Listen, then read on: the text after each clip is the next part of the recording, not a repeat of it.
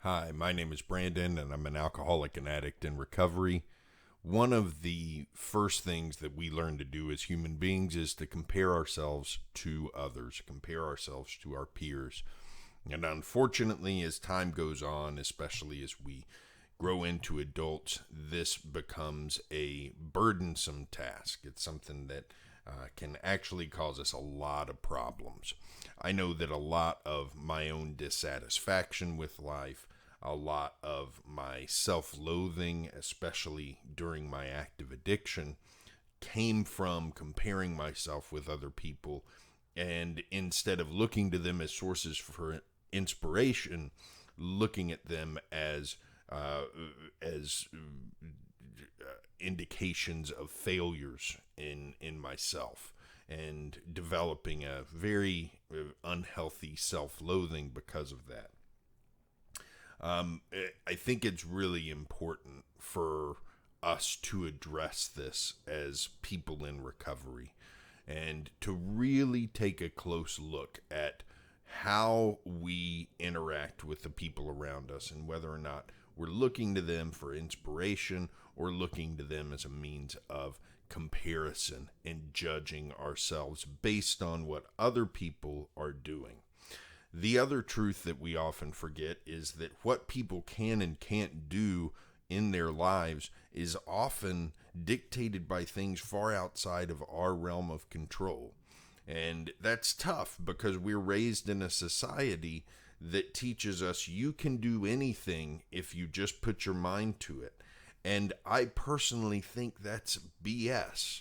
It's a nice thought to have. It's certainly a nice thing to tell children.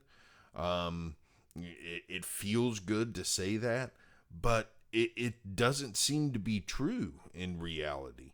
There are a lot of things that, I give you a classic example.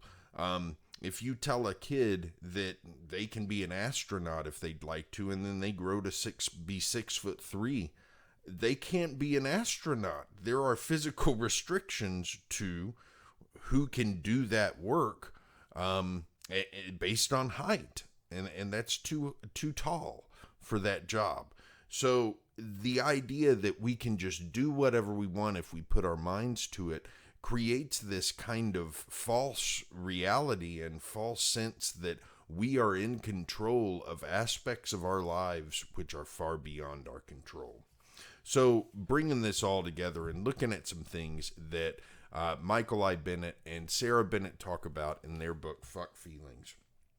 They talk about how when we compare ourselves to others and start getting down on ourselves, start feeling like we're losers, that creates some big problems for us. And what they say is the nasty, vicious cycle that threatens us all is that if we let bad luck make us feel like losers, then feeling like a loser generates its own kind of bad luck. Either you protect yourself from taking bad luck personally, or taking it personally brings you down further. In reality, many people who feel their lives are going nowhere or sliding downhill are actually doing a good job with an unfair mess, trying to do honest work, take care of relatives, and be good friends. Indeed, soldiering on when you feel diminished, lonely, and outcompeted takes great strengths and is one of life's ultimate accomplishments.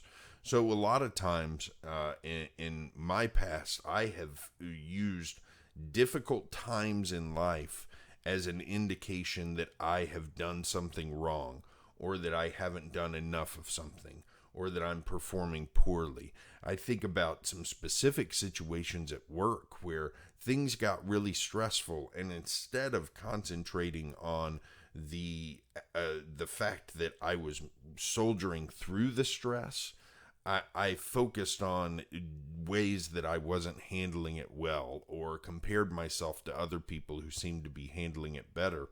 And that made me even more stressed out and put me in a position where I couldn't handle it anymore. It would have been better for me to give myself a little bit of credit for soldiering through when life got tough, rather than getting down on myself for not looking like I was doing as well as the other people. The other thing we have to remember is we only see part of other people's lives, so we don't know what happens behind closed doors. We don't know what happens to them after we say goodbye to them. So we can't ever truly understand how other people are dealing with the things the same kind of things that we're dealing with. So when we compare ourselves to other people, we're actually comparing ourselves not to those people, but our perception of those people, which is not the reality of who that person is, because we can't ever fully know who that person is. So the authors go on to say, in general, in terms of feeling good about ourselves, in terms of trying to build ourselves up, in terms of trying to make sure that we always are accomplishing enough to feel good about ourselves. They say, forget about the goal of feeling good about yourself. Enjoy bursts of confidence when you can and take credit for your hard work. But beware of making confidence a goal, because that implies control, responsibility, and blame when you can't make it happen. And it's wrong and cruel to blame yourself when you're stuck with a hard life, crap luck, or some deadly combination of the two. And a couple of sentences later, they say, a good person is not someone who is trying to be happy, because that's not possible, but someone who is trying to do right. I love that. We go again, and this is a theme in this book. It's a theme in the big book of AA. It's a theme in Buddhism, so some of the Buddhist and Taoist and Eastern religion and philosophy that I've read on some of these videos. The idea that we need to steer away from thinking about, from setting goals that rely on our control in life, and we need to move toward a life of principles. We need to move toward a principled life where we act based on principles that make sense to us, given the values that we want to uphold in life. And then move into accepting what happens as what happens, and not let our values change as a result, unless we're shown that one of our values is faulty for some reason. And so the other thing that I wanted to read is, they talk about how can we move into this area, and they say, the way that you can do it is, one, replace should have and could have with just can't and it is what it is. So anybody working in AA programs very familiar with the term it is what it is. It's said a lot. And this is not a book about recovery.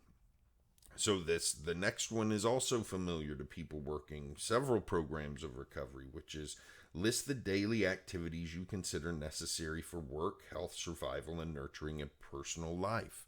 That's page 86 of the big book. And sit down, think about what you're going to accomplish each day, what you want to do each day. What is necessary for your health, your work, what's necessary for your spiritual health. Another one, grade yourself daily as if you were evaluating a friend. So a daily inventory, and a friendly daily inventory, not an opportunity to get down on yourself, but an opportunity to objectively evaluate how the day went and how you can improve the next day.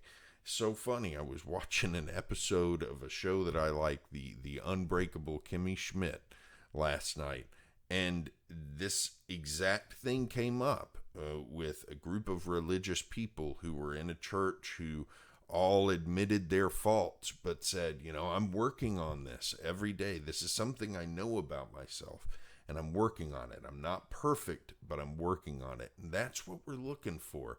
Acceptance of our faults, but the willingness to work on it, and the recognition of what we need to work on and where we're having issues.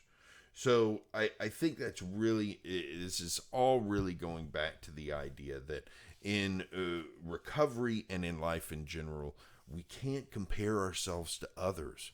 outside of looking to others for inspiration about how we might want to live our lives differently or things that we can do differently.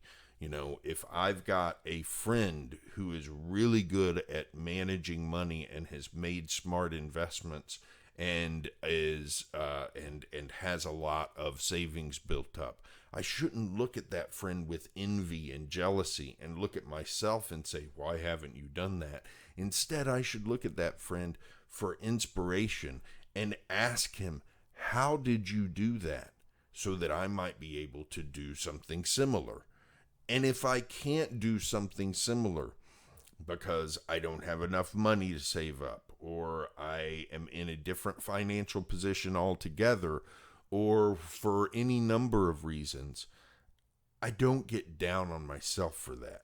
There's things that we can't control in life, and we have to realize what is within our control in order to make sure that we're acting based on reality instead of thinking based on things that we can't do anything about. That's it for today. I'll be back here tomorrow with more. And in the meantime, have a good one.